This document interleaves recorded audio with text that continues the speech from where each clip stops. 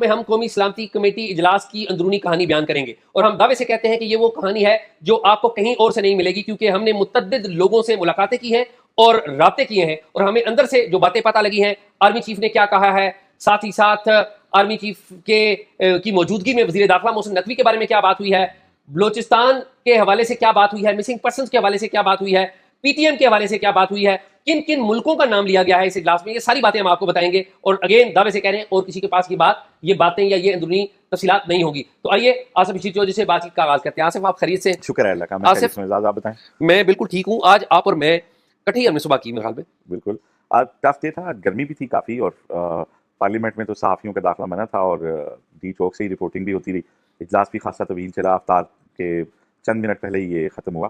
تو آج اعزاز ایک تو یہ کہ ہماری ساری سیاسی لیڈرشپ جو تھی پارلیمان کی، خاص طور پہ حکومتی اتحاد اور اپوزیشن سے بھی مولانا بھی آئے ہوئے تھے، لیکن پی ٹی آئی تو نہیں آئی، اور جو ان کے ساتھ کچھ اور جماعتیں تھیں اپوزیشن کو نہیں آئیں۔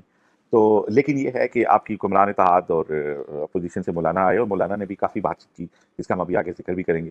تو انہوں نے آج ایک تو یہ بریف کیا گیا عسکری قیادت کی طرف سے کہ ملک کی سرحدوں کی کیا صورتحال ہے اور داخلی سیکورٹی کی کیا صورتحال ہے، خاص طور پہ دو جو صوبے ہیں ہمارے، کے پی اور بلوچستان۔ تو باہر کی صورتحال جو تھی وہ ہم حیران تھے کہ آج کیونکہ پارلیمنٹ میں سارے اہم لوگ موجود تھے، دیکھیں آپ کے پرائم منسٹر تھے، چاروں وزرائے اعلیٰ تھے، چاروں گورنر صاحبان تھے، آپ کے وزیر اعظم آزاد کشمیر تھے، وزیر اعلیٰ گلگت بلتستان تھے، اس کے بعد آپ کے جو ہیں آرمی کے سارے لوگ آئے تھے، army chief, D G I S I, D G M O, اس کے بعد انٹیلیجنس چیف باقی جو تھے وہ بیٹھے ہوئے تھے، اور اس کے علاوہ آپ کے آئی جی حضرات تھے، متعلقہ باقی جو آفیشلز ہوتے ہیں وہ تھے۔ تو ساری کریم آپ کی جو تھی وہ آج بیٹھی، اور انہوں نے ایک تو پہلے صورتحال بتائی گی، اور اس کے بعد پھر انہوں نے ایک پالیسی جو ہے وہ وہاں پہ اپنا مائنڈ ڈسکلوز کیا، اور اس کے بعد جو ہے ایک جوائنٹ جو چیز ہے وہ سامنے لائی گی، اور یہی توقع تھی کہ اہم فیصلے ہوں گے۔ تو خیر باقی چیزیں تو لوگوں کو معلوم ہی ہیں، لیکن سیکورٹی بڑی سخت رکھی گئی، اور ایون آج پارلیمان کی چھت پہ ہم نے سنائپرز کو بھی دیکھا، اور ریڈ زون کے اندر آپ کو پتہ ہی ہے کہ کتنی سختی تھی جانے آنے میں۔ بہرحال الحمدللہ جس طرح خدشات تھے کہ سیکورٹی کے، اور پھر ایک ریڈ بھی آیا ہوا ہے اسلام آباد میں خود کش حملہ آور کا، تو اس سارے سینیریو میں آج کا دن اسلام آباد میں جو ہے وہ خیر عافیت سے گزر گیا۔ تو اعزاز ایک تو یہ کہ ہمیں یہ بتائیں کہ بلکہ آپ اپنے سیکوینس سے بتا دیں، لیکن میں یہ جاننا چاہتا ہوں کہ آرمی چیف نے کیا بات کی تھی، اور ان کے علاوہ وہاں پہ جو دنیا کے وہاں پہ جو سیاسی بات چیت ہوئی، اہم وزیر داخلہ کے حوالے سے کیا بات چیت ہوئی، اور پڑوسی ممالک کے کن کن ممالک کے حوالے سے بات ہوئی کہ وہ اس میں ملوث ہیں، تو کیا آپ کی کیا معلومات ہیں؟ آصف، بہت بہت شکریہ۔ آصف، میں میرے خیال میں سارے لوگ یہ جاننا چاہتے ہیں کہ آرمی چیف کی پاکستان کے کانٹیکس میں بڑی ایک اہمیت ہے، اور بالخصوص جب وہ اپنے آئی ایس آئی چیف کے ساتھ، اپنے ایم آئی بی چیفز کے ساتھ آتے ہیں، ڈی جی ملٹری آپریشنز کے ساتھ آتے ہیں، تو اس کی جو اہمیت ہے اور بھی بڑھ جاتی ہے، کیونکہ سامنے نیشنل جو قیادت ہے، قومی قیادت، وہ سامنے بیٹھی ہوئی ہے۔ آپ دیکھیں پیپلز پارٹی کے سربراہ بلاول بھٹو زرداری وہاں پر تھے، وہاں پر مولانا فضل الرحمان وہ تھے، پرائم منسٹر تو ظاہر ہے تھے ہی تھے، پرائم منسٹر شہباز شریف ظاہر ہے ملک کو ایک چیف ایگزیکٹو کے طور پہ وہ ملک کے سربراہ ہیں، وہ تو تھے ہی تھے، اور جو لوگ ہیں ایم کے ایم کے تھے وہاں پر، لیڈرز وہاں پر ایم کے ایم کے تھے، پھر عوامی نیشنل پارٹی کے ایم ایل ولی خان تھے، جو نیشنل جو پارٹیاں جو بھی ہیں ان سب کے سربراہ تھے۔ علی امین گنڈا پور آئے تو وزیر اعلیٰ کی حیثیت سے تھے، لیکن ظاہر ہے وہ پی ٹی آئی کو ریپرزینٹ کرتے ہیں، پی ٹی آئی نہیں آئی، حالانکہ انہوں نے لکھ کے بھی دیا تھا کہ وہ آئیں گے۔ خیر جو آغاز ہوا تلاوت کے بعد، اس میں پہلی جو بریفنگ دی، پہلے تو پرائم منسٹر نے خطاب کیا، اور انہوں نے وہی روایتی بات کی کہ جی بڑا افسوس ہے پی ٹی آئی نہیں آئی، وہ بھی آ جاتے، ٹھیک باتیں ان کی ٹھیک تھی، لیکن میرے خیال میں وہ بڑا ایک روایتی سا ایک خطاب بن گیا۔ لیکن انہوں نے جو جملے بطور چیف ایگزیکٹو انہیں بولنے چاہیے وہ بھی بولے، انہوں نے کہا کہ جی ٹیررزم کے اوپر قوم کو ایک ہونا چاہیے۔ اس کے بعد پرائم منسٹر کی جو اسپیچ ہے، اس کے بعد D G M O, D G جو ملٹری آپریشنز ہیں وہ آگے آئے، اور ڈی جی ایم او نے آ کے بریفنگ دی، اور ان کی جو بریفنگ تھی آصف، زیادہ تر ان کی بریفنگ جو تھی وہ ملک میں جو حالیہ دہشت گردی کے واقعات ہوئے ہیں پچھلے سال بھی، اور پرٹیکولرلی یہ جو جنوری سے آنورڈ کی ویو ہے، اس پہ انہوں نے فوکس کیا اور بتایا کہ کتنے کتنے واقعات۔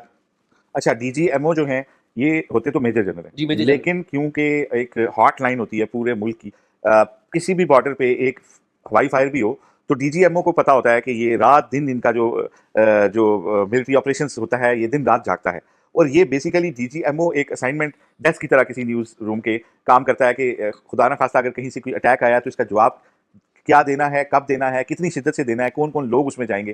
تو یہ براہ راست یہ میجر جنرل ہوتے ہیں، لیکن بڑی اہم پوسٹ ہوتی ہے، اور اس پہ فوج کے بڑے ہونہار افسر ہوتے ہیں، اور یہ لوگ براہ راست جواب جو ہیں رپورٹ کرتے ہیں جو چیف آف جنرل اسٹاف ہوتے ہیں۔ یہ دو ڈائریکٹریٹ ان کے نیچے، ملٹری آپریشنز کا اور ملٹری انٹیلیجنس کا، اور یہ دونوں جو ہیں چیف آف جنرل اسٹاف کو رپورٹ کرتے ہیں، اور وہ چیف سے ہدایات لے کے جو ہیں وہ پاس کرتے ہیں کہ کس بارڈر پہ ہم نے کیا چیز کرنی ہے. آصف بالکل انہوں نے پھر ڈیپلی بریف کیا ہوگا کہ افغانستان سے کیا ہمیں آ رہا ہے, بلوچستان کے بارڈر پہ کیا ہم فیس کر رہے ہیں, پھر انٹرنل صورتحال بتا رہے ہیں. No doubt. ٹھیک ہے. میجر جنرل کاشف عبداللہ ان کا نام ہے, جو آج کل ڈی جی ملٹری آپریشن ہے. اور آصف آپ کو ایک اور, آپ نے جو بڑا اچھا بیان کیا, اس میں ایک اور بڑی اہمیت ہے.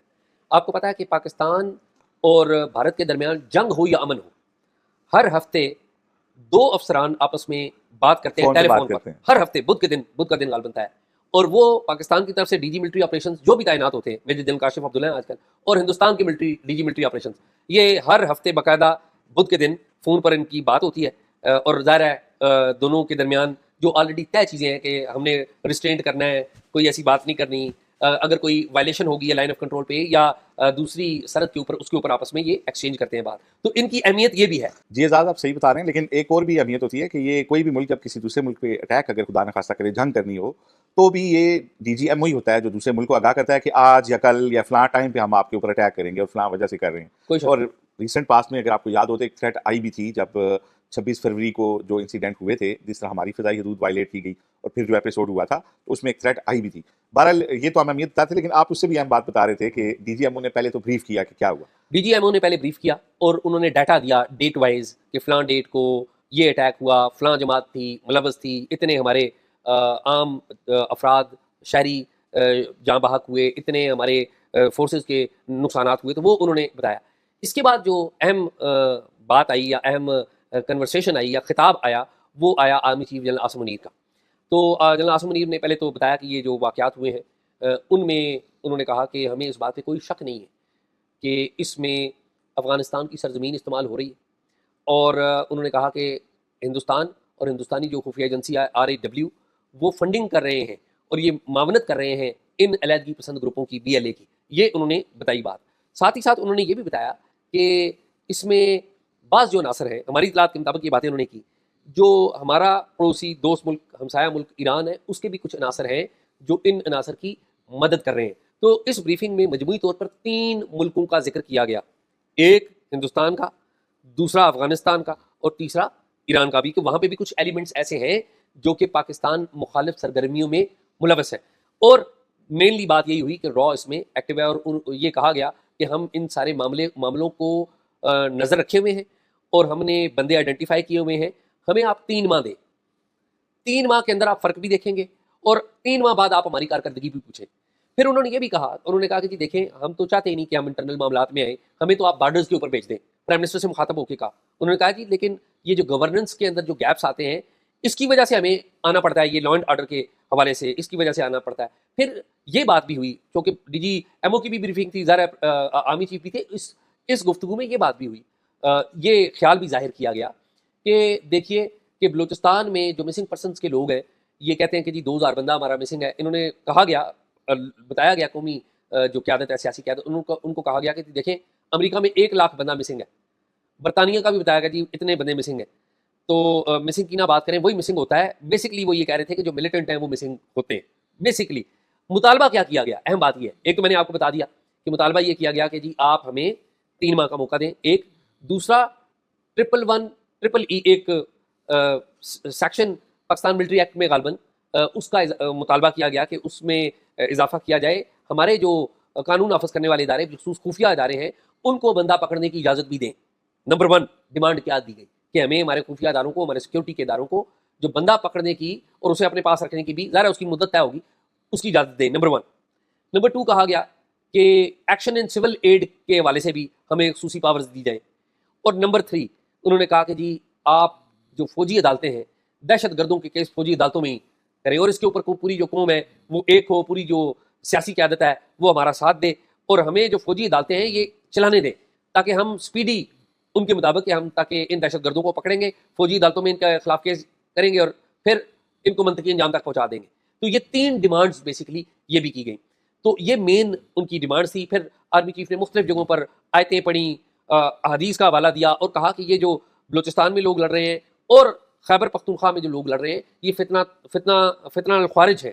اور پھر یہ بھی بات انہوں نے کہی, انہوں نے کہا کہ جی افغانستان کے ساتھ TTP, افغان طالبان کے ساتھ TTP جو ہے یہ کام کرتی رہی ہے, ہمیں اس بات کی سمجھ ہے, لیکن ہمارا مسئلہ یہ ہے کہ آصف وہ کہتے ہیں کہ ہمارا مسئلہ یہ ہے کہ آپ بلوچستان کے جو پاکستان مخالف عناصر ہیں وہ ادھر کیا کر رہے ہیں یعنی کہ افغانستان میں.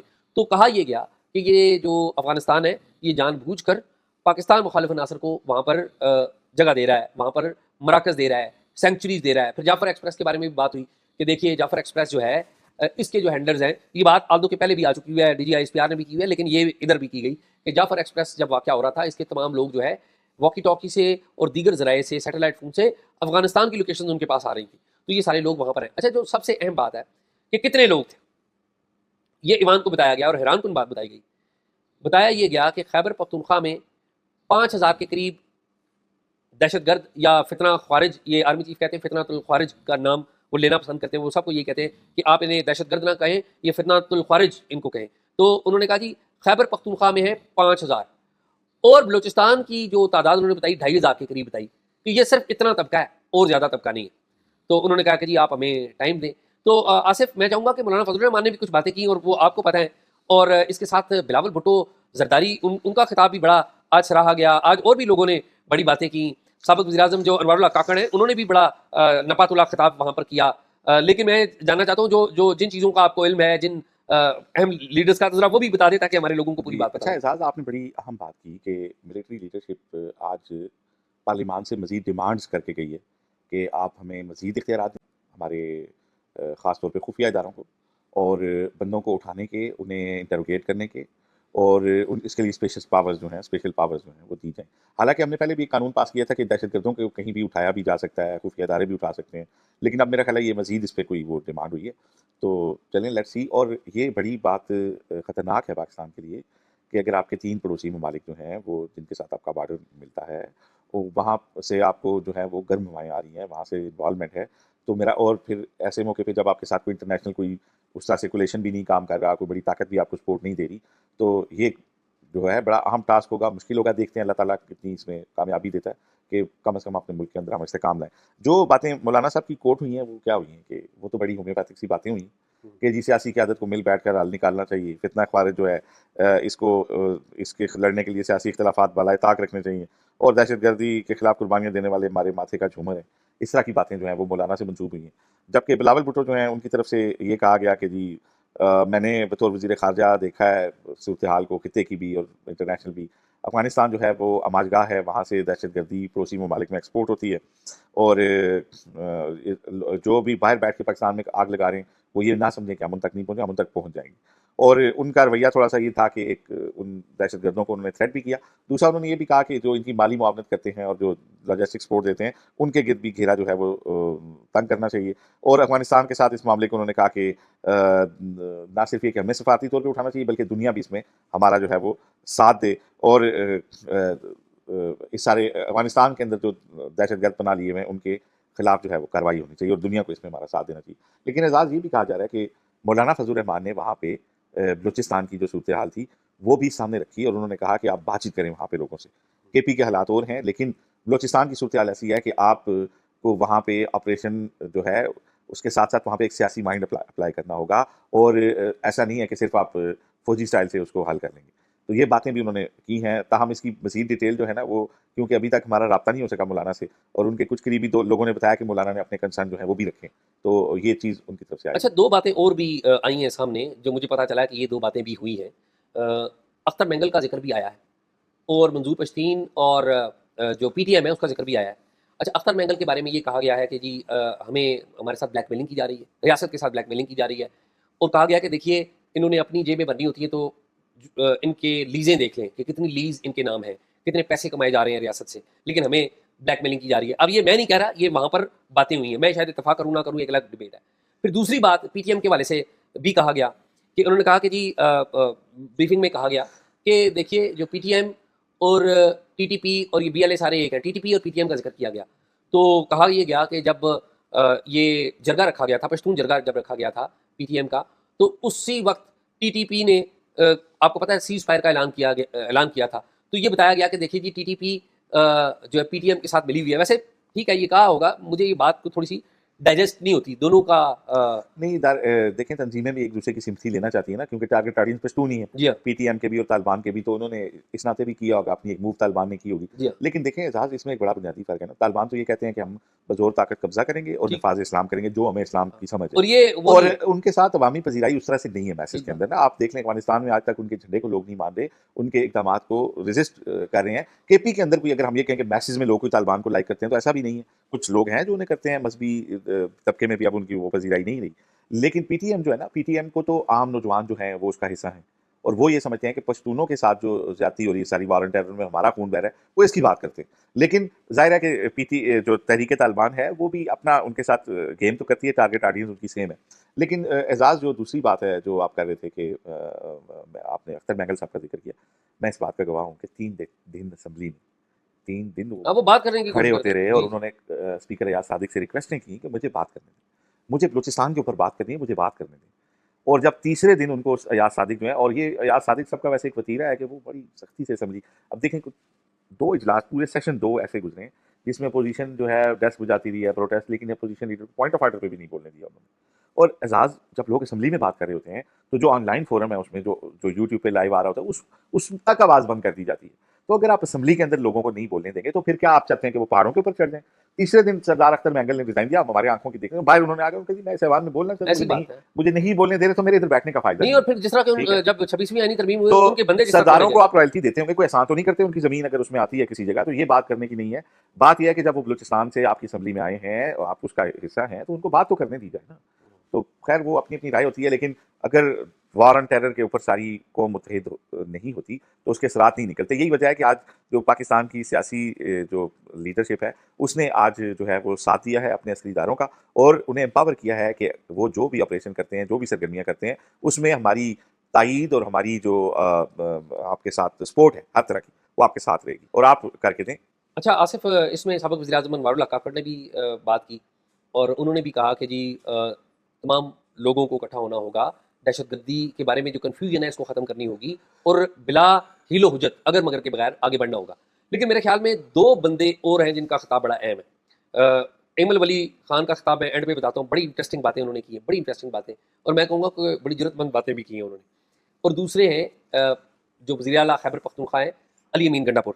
अली अमीन गंडापुर ने वहाँ पर कोई, जिसे कहते हैं ना कि महाज़राई की गुफ्तगू नहीं की। उन्होंने कहा कि हमने अपने सूबे में पुलिस को मजबूत किया है और हम इस सारे प्रॉब्लम के खिलाफ लड़ रहे हैं।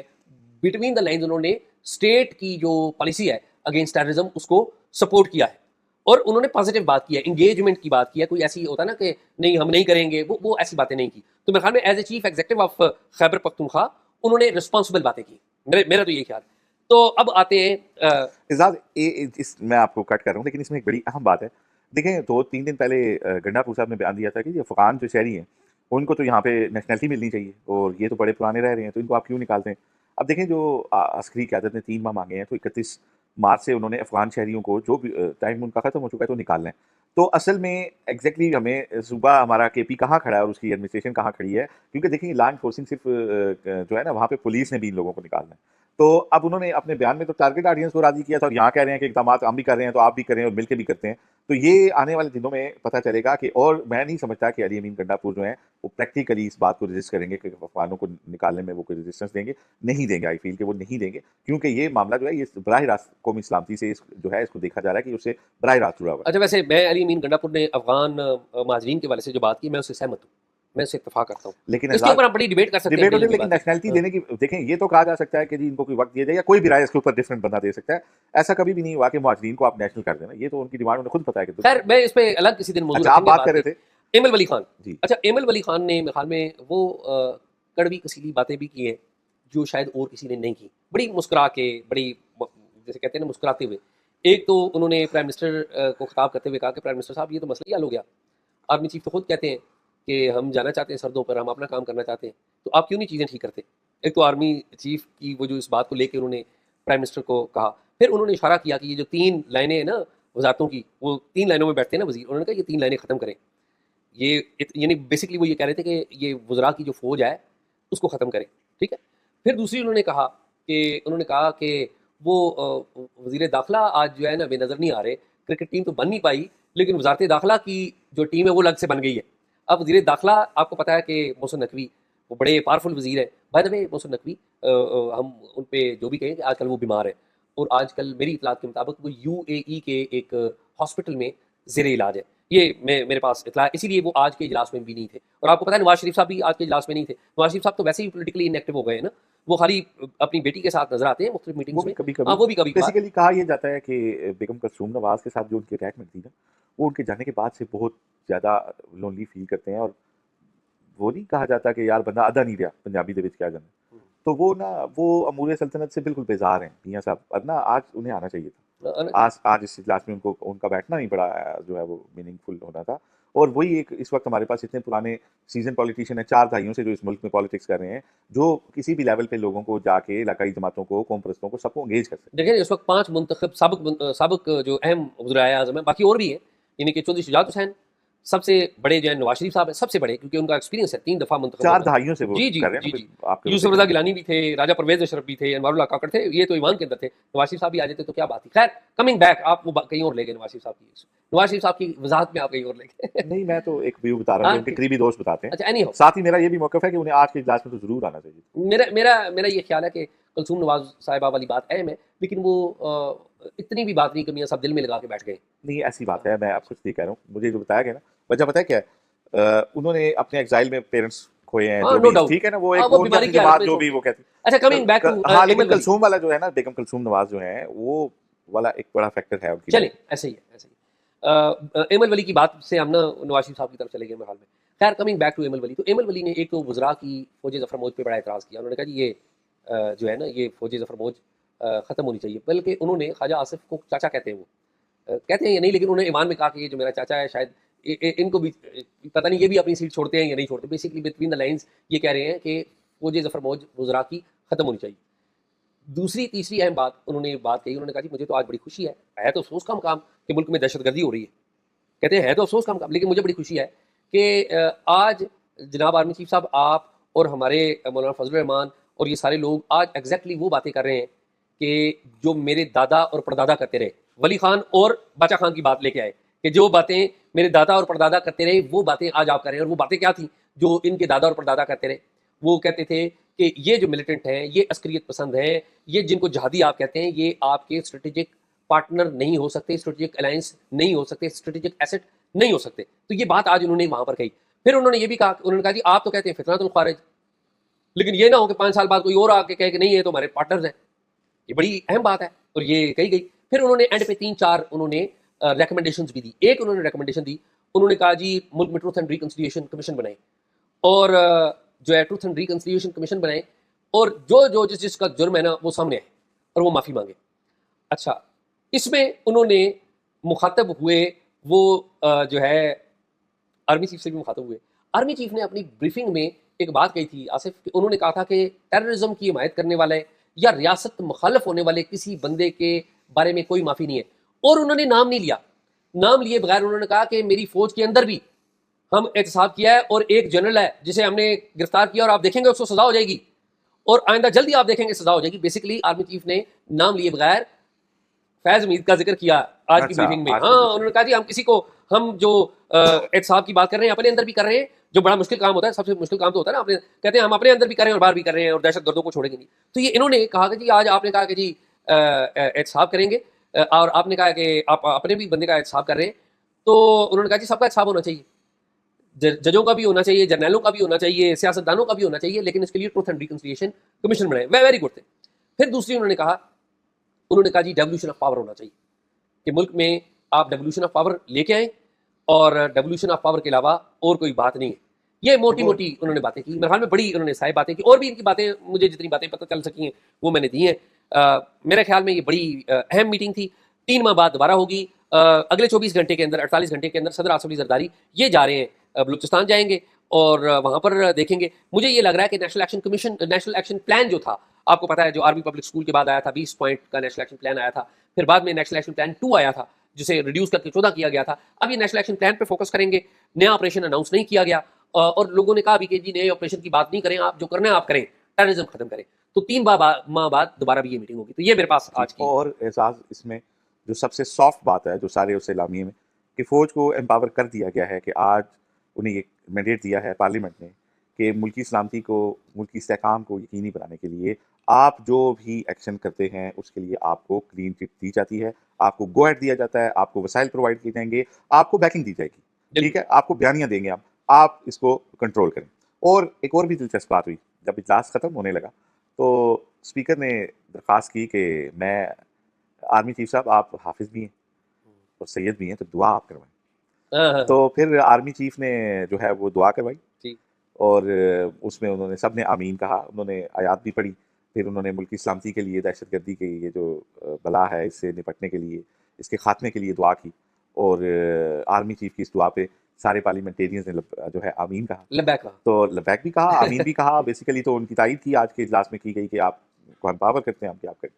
اور میرا خیال ہے آنے والے دنوں میں شاید دہشت گردی کے ٹھکانوں کے اوپر ہماری طرف سے ایریل سٹرائکس بھی ہوں اور اس کے ساتھ پوری قوم اور پارلیمان بھی کھڑی ہوگی۔